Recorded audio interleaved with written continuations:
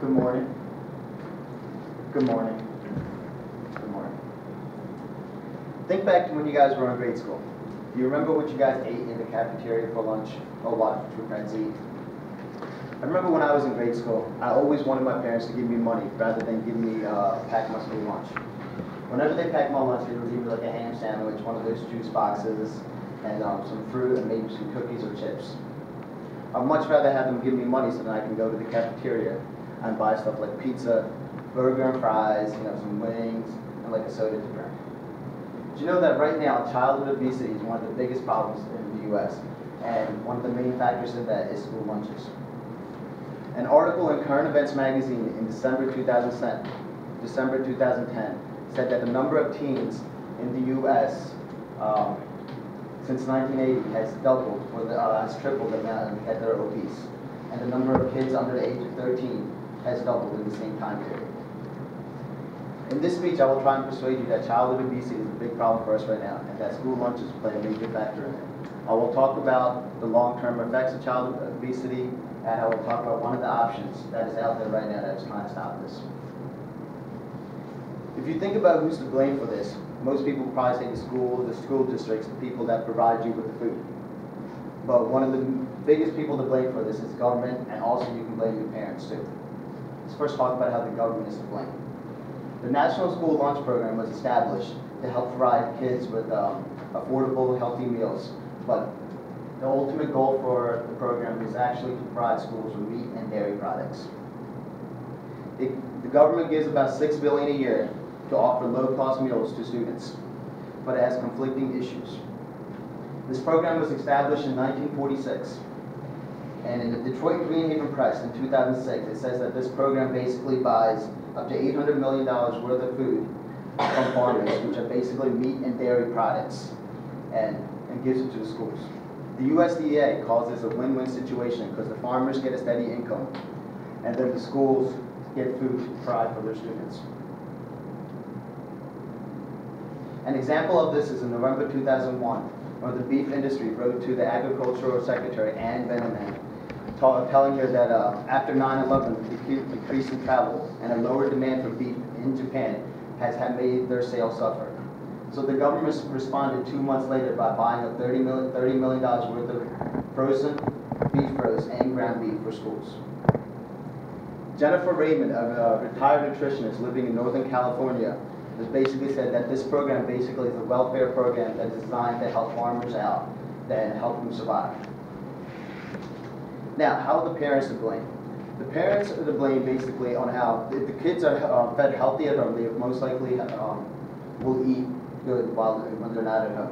Also, programs such as, when they do events such as like a pizza lunch or like something you pay $2, you get 2 slices, or they have the snack carts that sell candy or cookies for fundraisers at school. They're most likely not run by the school, but by associations such as like the parent-teacher associations and different organizations throughout the school. Now, are there ways to raise money and do fundraisers without selling candy and snacks and stuff? Yes. But that will take for the parents and the teachers to realize what they are doing and to put a stop to it. Now that I have talked about what the reasons are for why school lunches increase childhood obesity, I'm going to talk about the long-term effects of it. The Center for Disease and Prevention says that obesity rates have doubled for kids and has tripled for teens, which has led to an increased amount of an epidemic of type 2 diabetes, which is once considered an adult condition. Other conditions such as heart diseases, arthritis, and certain cancers also contribute to obesity. Researchers have also found fatty streaks in blood vessels for kids as young as 10 years old. Now that I've talked about the long-term effects of childhood obesity, I will talk about one of the programs that is out there right now that is trying to put a stop to it. Ultimately, when you think about how kids eat, it all starts with their home environment. If they eat healthy at home, they will most likely eat healthy elsewhere. This is where this program that I'm going to talk about comes into effect. This program is currently in California, and there's about 43 schools that are participating in it right now.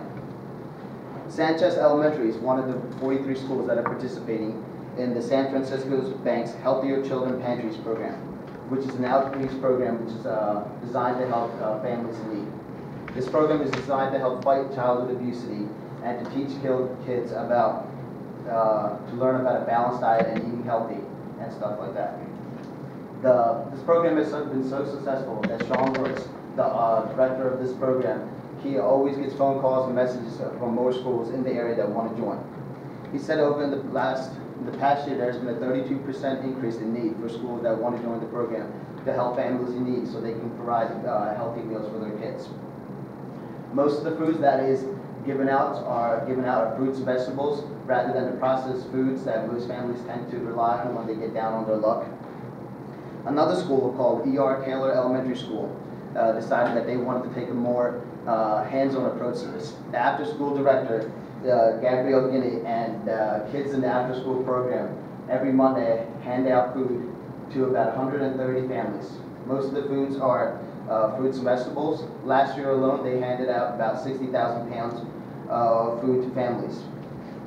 She is so proud of the students in her school that she says that if you ask the students in her class what kind of snacks that they would like to eat, she says that mostly all of them will say they would rather have a carrot or like an orange instead of, you know, cookies or, you know, something with sugar in or candy. This program is probably not ideal for most places, you know, for most schools or school districts, but if you take the values that are taught by the program about eating healthy and trying to help families that can't afford healthy meals get food, and schools trying to take an approach to getting healthy foods in the cafeteria, it will go a long way in helping prevent childhood obesity.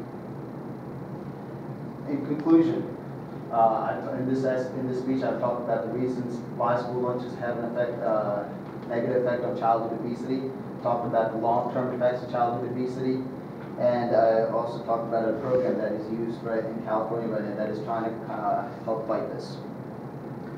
Like I said before, the number of teens that are obese has tripled since 1980, and the number of kids has doubled in that same period. If you don't do something right now or in the near future to try and help fight this problem, it will only get worse.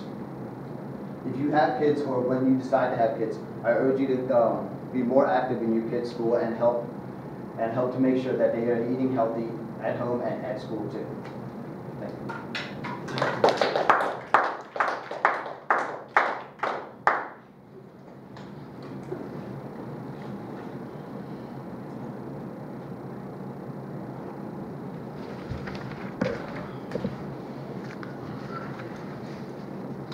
Oh, could I get a evaluation? Yes, for time I probably will skip it, but I'll give you credit for that. Joseph, it clearly was your best effort this semester. Thank you very much, and you should feel good about that.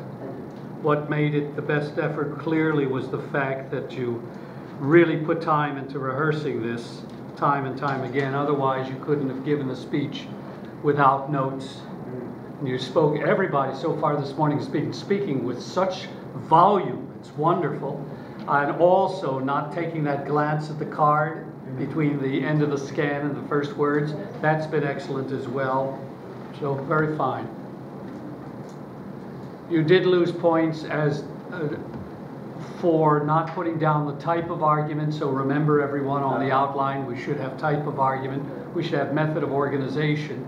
And I should be able, and this is what you should do with the works cited, we'll look at all the things you cite in the body, in the actual speech outline, and then turn to your works cited, and can you find it by the first listing?